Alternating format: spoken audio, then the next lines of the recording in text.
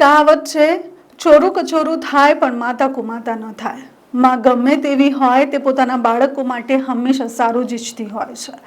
પણ હવે જેમ જેમ જમાનો બદલાયો છે, ક્રૂરતા વધી રહી છે, ત્યારે માનું પણ સ્વરૂપ બદલાઈ રહ્યું છે. ભગવાને એમ કહ્યું હતું કે હું બધી જગ્યાએ નથી પહોંચી શકતો, એટલા માટે મેં માં બનાવી છે. પણ હવે માંથી પણ બીક લાગે, કારણ કે ક્રૂરતા વધી રહી છે. જમાનામાં હવે કયા કયા પ્રકારના કેસ આવી રહ્યા છે તે સાંભળીને ખરેખર રૂવાટા ઊભા થઈ જાય છે. ચાલો ચર્ચા કરીએ. નમસ્કાર, હું શીતલ, આપ જોઈ રહ્યા છો હેડલાઇન ન્યૂઝ. વાત આવી રહી છે કલકત્તાના હુગલી જિલ્લાના કોનપાડા ગામથી 10 વર્ષનો શ્રેયાંશુ શર્મા, જે પોતાના ઘરમાં મૃત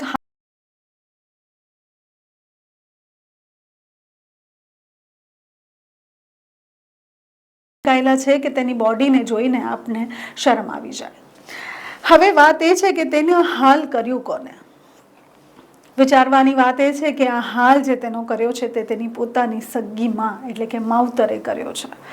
વિશ્વાસ તો નહીં જ આવે, પણ આ એક હકીકત છે. 10 વર્ષનો શ્રેયાંશુ શર્મા જે છે તે તેની માતા સાથે અને તેના પિતા સાથે રહેતો હતો, પણ કઈક કારણોસર તેની માતાએ તેને મોતને ઘાટ ઉતાર્યો. કારણ શું છે તે હું તમને કહીશ, એટલે તમે દરેક ચોંકી જશો. તેની માતાના તેની નાનપણની મિત્ર ઇશરત સાથે સમલૈંગિક સંબંધ હતા. જી હા, આ એક નવો એવો કિસ્સો સાંભળવા મળી રહ્યો છે જેને સાંભળીને આપણે ચોંકી ઉઠીશું. આપણે ઘણા બધા કિસ્સા એવા જોયા છે અને સાંભળ્યા છે કે પત્નીનું કે પતિનું બીજા કોઈક સાથે, કોઈ પુરુષ પર પુરુષ કે પર સ્ત્રી સાથે સંબંધ હોય અને આ રીતે કોઈકને મોતને ઘાટ ઉતારે. પણ આ જે કિસ્સો છે તે કંઈક અલગ છે. તેની માતા એટલે કે શાંતા ઇશરત નામની તેની ફ્રેન્ડ હતી, તેની સાથે સમલૈંગિક સંબંધમાં હતી અને એ પણ લગ્ન પહેલાથી.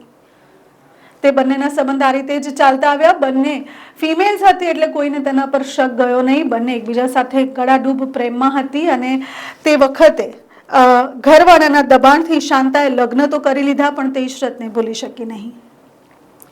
વર્ષો વીતતા ગયા. શાંતાના ઘરે પુત્રનો જન્મ થયો. પુત્રનું નામ શ્રેયાંશુ હતું. શ્રેયાંશુ હવે મોટો થઈ ગયો અને 10 વર્ષનો થઈ ગયો હતો.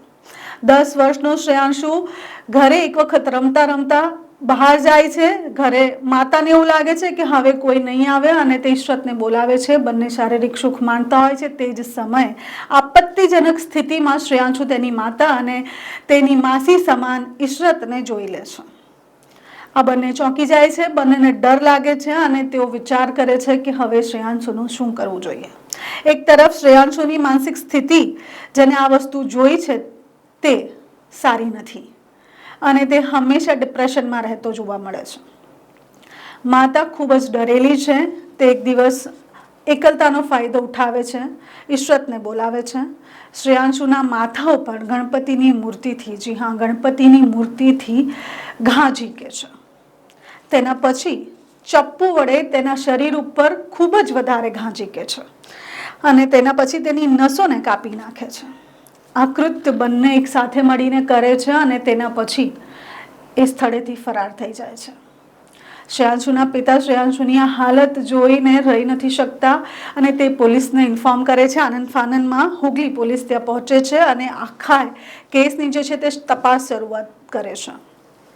સીસીટીવી કેમેરાથી, ટેકનિકલ સર્વેલન્સથી અને આસપડોશના લોકોને પૂછવા પરથી જાણવા મળે છે કે તેની માં આ સમયે ઘરની બહાર ગઈ હતી ને પછી આવી નથી. જોકે તેની માં ઘરે હતી જ નહીં એટલે લોકોને શંકા જઈ જ રહી હતી. તે સમયે પોલીસ તેઓના મોબાઈલ નેટવર્કને ખંગાલવાનું શરૂ કરે છે અને ઇશરતના મોબાઈલ નેટવર્કથી તેઓનું લોકેશન ખબર પડે છે.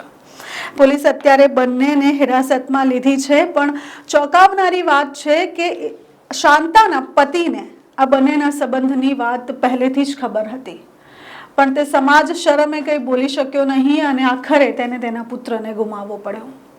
આ કેવી માતા છે જેને પોતાના પુત્રને એક પર સ્ત્રી માટે મોતને ઘાટ ઉતારી દીધો. હવે જે જમાનો છે તેમાં ક્રૂરતા ધીમે ધીમે વધી રહી છે અને આ ક્રૂરતાનું સૌથી મોટું ઉદાહરણ સમો કેસ છે.